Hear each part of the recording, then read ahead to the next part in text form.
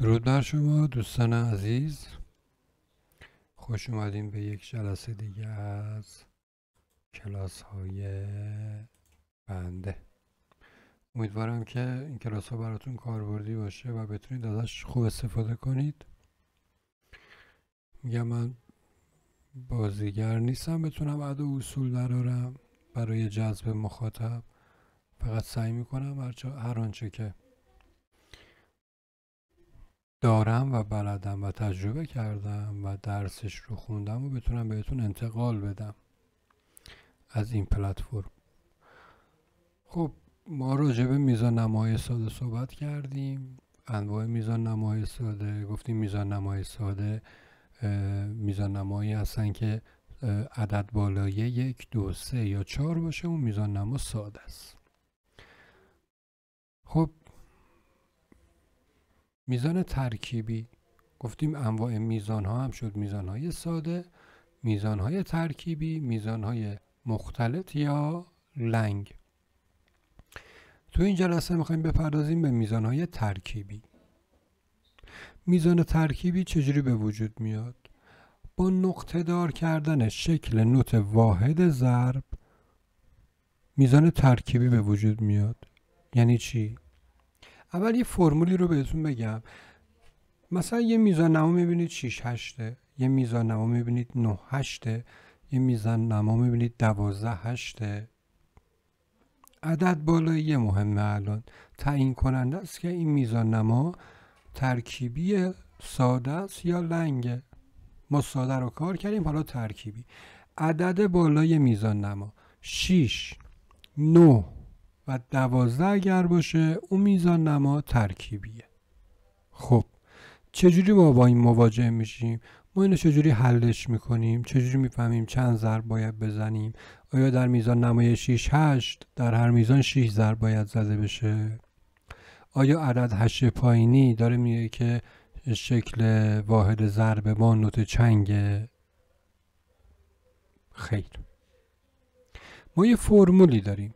هر موقع با میزان نمای ترکیبی مواجه شدیم میایم از این فرمول استفاده میکنیم و اول میزان نمای ساده‌ای که مرتبطه به این میزان نمای ترکیبی رو به دست میاریم. چه کار میکنیم؟ میزان نمای ترکیبی رو اجازه بدید میایم میزان نمای ترکیبی رو که این باشه ضرب در تقسیم بر 3 2 میکنیم. این کسر میزان ثابته، اینو یادتون باشه، این ثابته. یعنی هر میزان نمای ترکیبی رو باید تقسیم بر 3 2 کنیم تا میزان نمای ساده میزان ساده اون به دست بیاد. خب ما 6 رو تقسیم بر صورت با صورت، مخرج با مخرج، 6 رو تقسیم بر 3 کردیم شد 2، 8 رو تقسیم بر 2 کردیم شد 4. پس میزان نمای 6 8 از یک میزان نمای ساده 2 4 به دست اومده. یادتون باشه اگر خواستیم برعکسش هم انجام بدیم ضرب میکنیم. مثلا میزان نمای ساده رو داریم، میخوایم ببینیم ترکیبیش چه میزان نماییه، میایم 2 4 رو ضرب در 3 2 میکنیم، 6 8 به دست میاد. مثلا 2 ضرب در 3 2 3 تا 6 تا، 4 ضرب در 2 4 2 تا 8 تا. خب ما وقتی از میزان نمای ترکیبی این فرمول رو انجام دادیم و رسیدیم به میزان نمای ساده و فهمیدیم که واحد ضرب در اون چیه. الان واحد ضرب تو میزان نمای ساده ای که از این به دست اومده 4، یعنی نوت سیاه، یعنی در ازای هر نوت سیاه ما یک ضرب اجرا کنیم. چشم، یک ضرب اجرا میکنیم.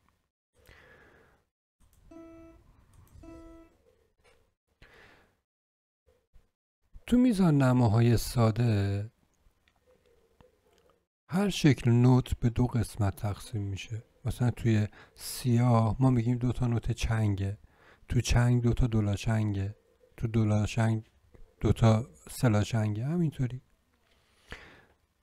چجوری ما یه میزان نمایی رو ترکیبیش میکنیم؟ میایم جلوی شکل نوت واحد ضرب که در این میزان سیاهه یه نقطه میذاریم.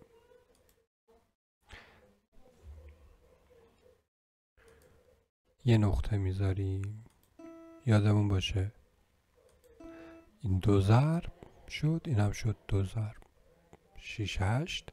میزان نمای ترکیبیه که از میزان نمای ساده 2 4 به دست اومده. پس یه میزان 6 ضربی نیست، یک میزان 2 ضربی ترکیبیه و هر واحد ضربش یک سیاه نقطه داره.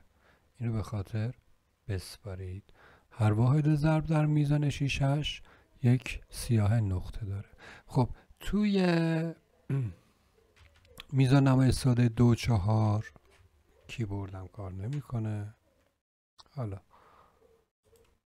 بعضی وقتا همینطوری میشه دیگه. ما گفتیم در ازای هر سیاه یک ضرب پا میزنیم، یه رفت یه برگشت. دوباره اینجا یه رفت یه برگشت. مثلا می یا دوبار دست زدن می. خب تو میزان نمای 6 8 باید چی کار کنیم؟ آیا همین کار رو باید کنیم؟ بله، 2 ضرب میزنیم، اما 2 ضربی که توی این 2 4 بابت هر چنگ ما یه نصف ضرب میزدیم دیگه. یعنی اگر تقسیمش کنیم سیاه رو میشه تقسیم به 2 تا چنگ، یه چنگ پایین یه چنگ بالا. خب یعنی تو دل این سیاه 2 تا نوت چنگه. اینم 2 ضربه. آیا 2 تا نوت توشه؟ نه دیگه. گفتیم نقطه، نقش نقطه در موسیقی چیه؟ هر موقع نقطه جلوی هر نوتی قرار بگیره نصف ارزش زمانی اون نوت بهش اضافه میشه. مثلا اگر جلوی نوت سیاه یه نقطه بذاریم، نصف ارزش زمانی سیاه که چنگ باشه بهش اضافه میشه. مثلا ما جلوی یه نوت سفید یه نقطه میذاریم. خب نوت سفید رو که میدونیم 2 ضربه. اگر نقطه جلوش قرار بگیره چه اتفاقی میفته؟ چه بلایی سر اون نوت میاد؟ نصف اون سفیده بهش اضافه میشه. سفید 2 ضرب بود، نصف 2 ضرب میشه 1 ضرب دیگه. پس سفید نقطه دار مساویس با 3 ضرب، 3 ضرب پا. خب حالا ما اینجا گفتیم 6 8 یه میزان نمای 2 ضربی ترکیبیه. البته اینم بگم که به سرعت بستگی داره. بعضی قطعه ها سرعتش پایینه، میتونیم مثلا بابت هر چنگ بیایم یه ضرب بزنیم. مثلا بگیم 1 2 3 4 5 6 تا چنگ زدم دیگه با توجه به این عدد بالاییه. بعضی وقتا سرعتمون بالاست، ذهن قادر نیستش که اینو دسته بندی کنه. خود به خود ذهن انسان میاد اینو به قسمت، این هر 3 ضرب رو میاره توی یه ضرب میندازه. یعنی میگه 1 2 3 4 5 6. این سیاه نقطه دار میشه 1 2 3، دومیه میشه 4 5 6. بام بام بام بام بام بام. خب حالا ما چجوری این رو بخوایم اصلا این سیاه نقطه دار رو چجوری حلش کنیم؟ میگیم سیاه نقطه دار رو مثلا میدونیم توش 3 تا چنگه.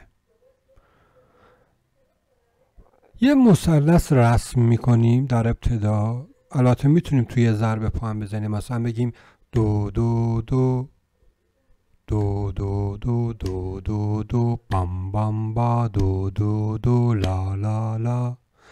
میبینید توی یه ضرب من 3 تا نوت زدم. خب اول که این کار نمیشه کرد. خب باید از ابتدا بیایم یه مثلثی رسم کنیم و هر ضلع مثلث رو اختصاص بدیم به یه نوت چنگ. الان این نوت سیاه نقطه دار رو میخوایم آنالیز کنیم. میگیم سیاه چند تا چنگ توشه؟ 2 تا. این نقطه اندازه چند تا چنگه؟ 1 دونه. هر ضلع 3 تا ضلع مثلث رو میکشیم یه مثلث کامل. هر چنگ اختصاص داره به یه ضلع مثلث. پس بابت یک سیاه نقطه دار ما این شکلی میخونیم، میگیم یه ضلع یه مثلث کامل رو میکشیم، میگیم دو، حالا اینجا اسمش میه، میگیم می. ما الان داریم ریتم رو یاد میگیریم، اصلا کاری به اسمش نداریم فعلا. اصلا میگیم لا، یا اصلا میگیم آ. خب یه ذره سخت‌ترش کنیم، مثلا اینو بکنیمش یه دونه چنگ، بعد اینم بکنیمش یه دونه نوت چنگ. سختش کنیم ها، صبر کنید بیاد نگاه کن حالا. خب اینم بکنیمش یه دونه نوت چنگ. ببینیم در این صورت باید چجوری بخونیم، چجوریه. من الان دارم راجع به ضرب اولمون صحبت میکنم، یعنی این ضرب دوممونه که یه مثلث کامل رو به خودش اختصاص میده. من الان دارم راجع به این صحبت میکنم. خب میایم چی کار میکنیم؟ صبر کنید پاک کنم. خب به ترتیب اولیش یه چنگه، گفتم در ازای هر چنگ یک ضلع مثلث میکشیم. این باید خونده بشه چون نوت داریم. ضلع دوم مثلث سکوت داره، نباید بخونیم. الان اینجا از نظر گرافیکی من میکشمش اما خونده نمیشه. ضلع سوم مثلث باید خونده بشه. حالا اینجا من روی این یه خط میکشم، اینو نباید بخونیمش. مثلثمون به این شکله، 1 2 3. خب میگیم دو سکوت، دو دو دو دو دو. آروم میخونم حالا، دو دو دو دو. بچه ها با شکل سکوت ها من آشناتون کردم، ولی خب یک بار دیگه اینجا توضیح میدم. ببینید بچه ها الان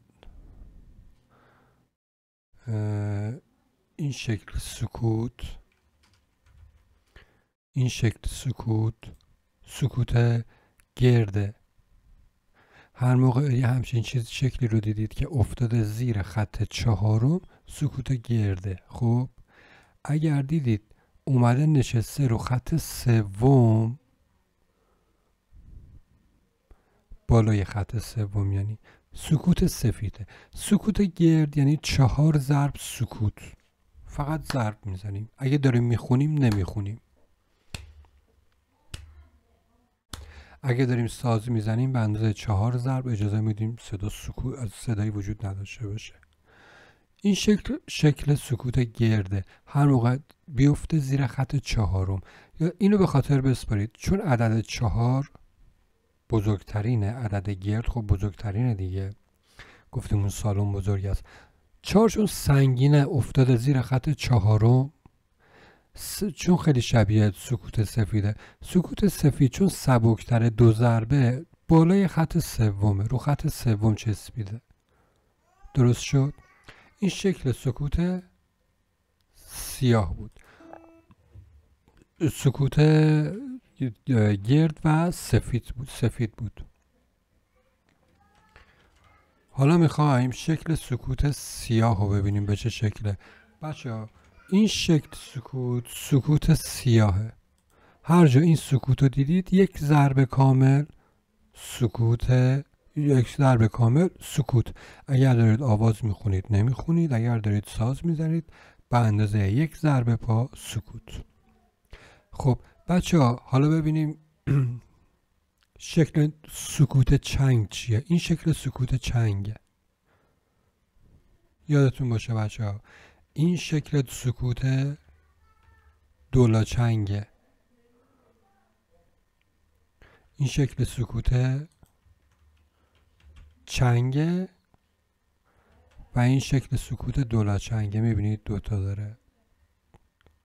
حالا چنگ یادتون باشه. خب الان مثلا من یه همچین چیزی دارم.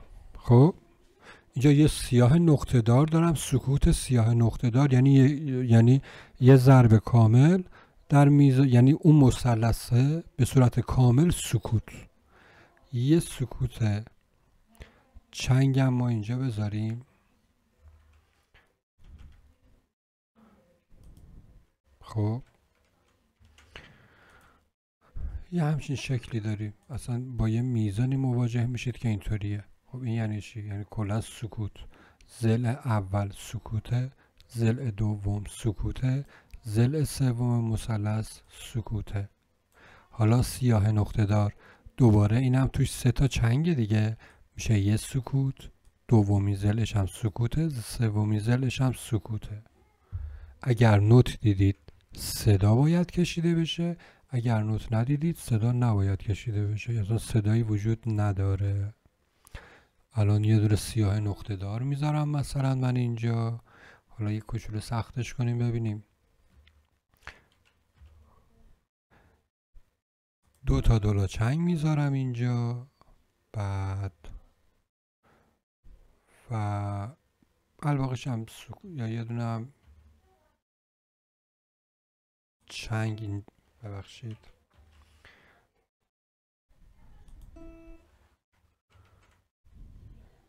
چنگ میذارم اینجا. بذاره سختش کنیم این میزانو ببینیم چجوریه. ببینید بچه ها میخوایم حلش کنیم این میزانه رو. میزان 6-8 با دقت توجه کنید. این سیاه نقطه داره که خودش یه ضرب کامل، یعنی یه مثلث کامل. یعنی میگیم حالا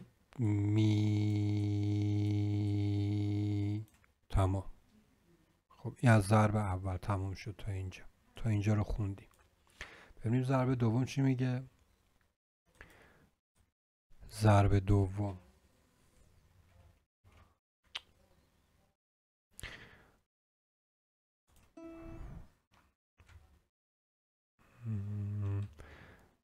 ضرب دوم بذاریم دوباره. اینم بریم اینجا یه دونه چنگ بذاریم. خب ضرب اول رو صحبت کردیم راجع بهش. ضرب دوم این میشه، این قسمت میشه ضرب دوم. بذار یه ضربه ببرم عقب. خب این ضرب اول رو زدیم تموم شد. ضرب دوم ما 2 تا دولا چنگ داریم. گفتیم بابت هر ضلع مثلث یه چنگ هر چنگ اختصاص داره به یه ضلع مثلث. خب اینم یه چنگ، اینم یه چنگ. خب این 2 تا دولا چنگه، یعنی این ضلع مثلث باید به 2 قسمت تقسیم بشه. یعنی یه صدا از اینجا تا اینجا شنیده میشه، یه صدا از اینجا تا اینجا شنیده میشه. ضلع دوم مثلث ما این قسمت کاملا سکوته.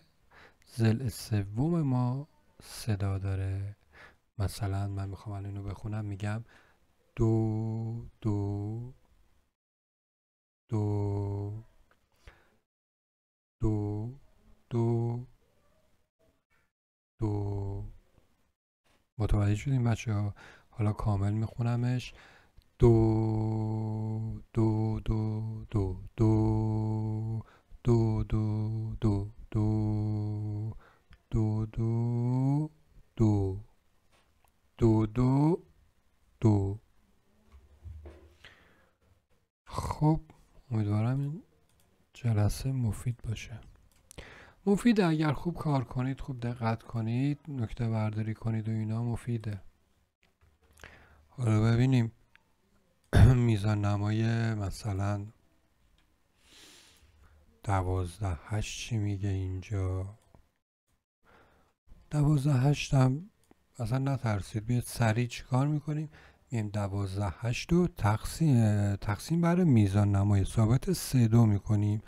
به میزان نمای چه میزان نمایی میرسیم؟ به میزان نمای 4-4 میرسیم. صبر کنید. خب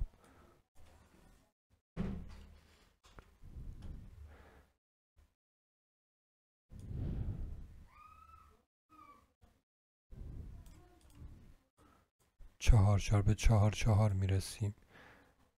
بذارید 3 دورم بذاریم اینجا. 12 تقسیم بر 3 4. 12 تقسیم بر 3 4. 8 تقسیم بر 2 4. خب میایم میگیم واحد ضرب در میزان نمای 4 چیه؟ سیاهه. 4 تا سیاه. 4 تا سیاه. خب البته الان ببینید من تعداد بیشتری سیاه میتونم بذارم و من عدد گذاشتم، در واقع تو نرم افزار میزان رو عوض نکردیم. خب 4 تا سیاه میدونیم که میتونیم بذاریم توی میزان نمای 4. خب همینو میایم توی میزان نمای 12 چه بلایی سرش میاریم؟ به راحتی الان بهتون میگم، صبر کنید. تو میزان نمای 12 بیایم همین 4 تا دونه سیاه، رسیدیم به میزان نمای ساده 4 دیگه. 4 تا سیاه نقطه دار میتونیم بذاریم.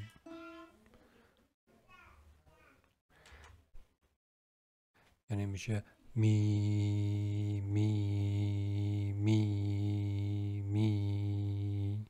پس 12 8 یک میزان نمای ترکیبی 4 ضربیه. ما 12 تا ضرب نمیزنیم توی میزان نمای 12 8. خب میزان نمای 9 8.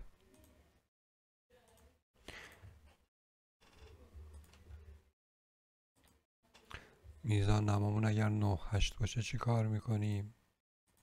خب میایم دوباره 9 رو تقسیم بر 3 2 میکنیم. 9 تقسیم بر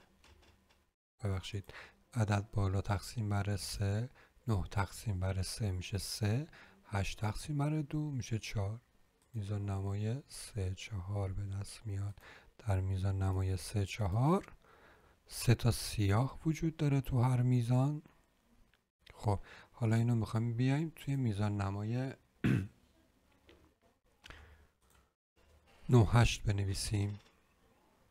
ما همون 3 تا دونه سیاه میشه واحد ضربمون، اما توی میزان نمای ترکیبی 3 تا نوت سیاه نقطه دار میشه واحد ضرب ما. در ازای هر نوت سیاه نقطه دار یک ضرب، یا در ازای هر نوت سیاه نقطه دار یک مثلث کامل رسم می شود. خب مثلا اینجا میگیم ضلع اول، ضلع دوم، ضلع سوم کاملا باید خونده بشه. چرا؟ چون سیاه نقطه داره. مثلا میگیم می، اینم دوباره میگیم می می. ببینید 3 ضربی شد. می می می. هر سوالی داشتید توی کامنت ها بپرسید که من پاسختون رو بدم، جواب بدم. سعی کنید از کلاس ها خوب استفاده کنید. خب یه میزان نمای 6 4 مثلا. آقا ما با یه میزان نمای 6 4 مواجه میشیم. خب میایم چی کارش میکنیم؟ 6 4 رو تقسیم بر 3 2 میکنیم. ببینیم چه میزان نمایی به دست میاد. میزان نمای 2 2 به دست میادش. 6 4 رو تقسیم بر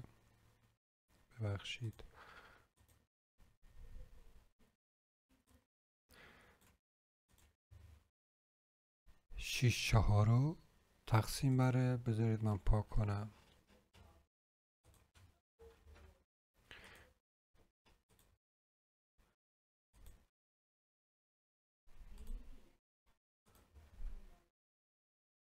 خب 6 4 تقسیم بر 3 2. ببینیم چه میزان نمای ساده ای به دست میاد. 6 رو تقسیم بر 3 میکنیم میشه 2. 4 رو تقسیم بر 2 میکنیم میشه 2. خب میبینیم تو میزان نمای ساده 2 واحد ضربمون چیه؟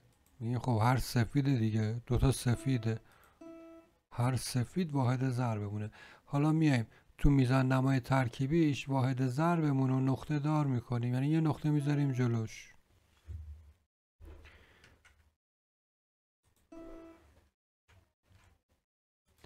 یه نقطه میذاریم جلوش و تمام. میبینید بچه ها،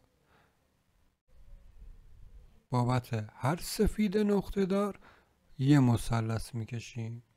خب چی شد این وسط؟ الان گفتیم نقطه نقشش چی بود؟ نصف ارزش زمانیه، یه نقطه بهش اضافه میکنه. اینجا 2 ضربه نقطه اومده جلوش، به اندازه نصفش بهش اضافه میکنه، اضافه میشه. نصف 2 هم که میشه 1 دیگه. خب تو این مثلا بخوایم ضرب پا رو بزنیم، میزنیم به اندازه هر نقطه سیاه یه ضلع مثلث. برای اول من چقدر بد رسم میکنم این شکل رو. این دومین ضلع مثلث، این سومین ضلع مثلث. خب الان بذارید من اینجا اینو بهتون یه توضیح بدم. ببینید بچه ها، ما میتونیم اینو 3 تا سیاه بذاریم و بابت هر سیاه یه ضلع مثلث. خب حالا چنگ چی؟ چنگ میتونیم یکی بذاریم، 2 تا بذاریم که بره تو یه ضلع مثلثمون، دوباره 2 تا چنگ بذاریم بره دومین ضلع مثلثمون، دوباره 2 تا چنگ یا اصلا یه دونه سیاه بذاریم، یه دونه سیاه بذاریم بشه سومین ضلع مثلثمون. در این صورت چجوری میخونیم ما اینو؟ ما میگیم خب این که برای این بود، اینو میگیم 2 تا چنگ تو رفت، 2 تا چنگ تو این ضلع مثلث، این هم که یه سیاه، پس میشه مثلا می می می می می. اولین چنگ صداش تا اینجا میاد. هر ضلع رو به 2 قسمت تقسیم میکنیم. ضلع دوم هم چون 2 تا چنگه به 2 قسمت تقسیم میشه. ضلع سوم یه سیاه کامل میکشیمش. امیدوارم که متوجه شده باشید و تونسته باشم انتقال بدم اطلاعات هم رو در رابطه با میزانهای ترکیبی. پس تعریف ما از میزانهای ترکیبی چیه؟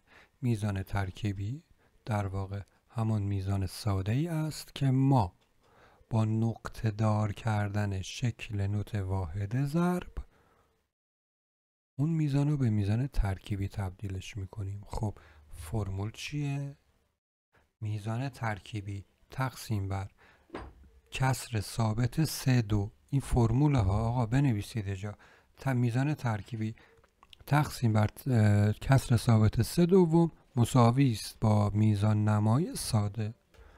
یا اگر میزان نمای ساده رو داشتی خواستی ترکیبیشو به دست بیاری، بیا اینو برعکس ضربش کن، بگو میزان نمای ساده ضرب در 3/2 مساوی با میزان نمای ترکیبی. مثلا میزان نمامون 2/2، بیایم ضرب در 3/2 میکنیم، خب 6/4 به دست میاد دیگه. 6/4 جزء استثناهاست توی میزانهای ترکیبی. 3/8 توی میزانهای ساده، میزان نماهای ساده جزء استثناهاست. ببینید بچه‌ها، ما بعضی وقتا میبینیم که سرعت پایینه، اینا بستگی به سرعت داره. سرعت پایینه 6 ضرب میزنیم، میگیم 1 2 3 4 5 6. سرعت پایینه. ولی خب بعضی وقتا سرعت بالاست، نمیتونی بزنی 1 2 3 4 5 1 2 3 نمیتونی، ذهن قادر نیست. میاد اینو هر 3 تا ضرب رو میندازه توی یه دسته، میگیم 1 2 3 4 5 6 1 2 3 4 5 6 2 3 4 5 6 2 3. به این وقتی 1 رو نمیگم یعنی 1 رو سکوت دادم بهش. متوجه شدین چی شد؟ این شد تعریف میزانهای ترکیبی. به صورت کامل توضیح دادم بهتون. میزانهای ترکیبی 6/4 توش استثناء، در میزانهای ساده هم 3-8 توش استثناءه. تو میزان 3-8 ما بعضی وقتا میتونیم رو ترکیبی بخونیم اگر سرعتش بالا باشه. 3 تا چنگ رو جا بدیم توی یه ضرب پا، مثلا توی یک ضرب جا بدیم هر 3 تا چنگ رو.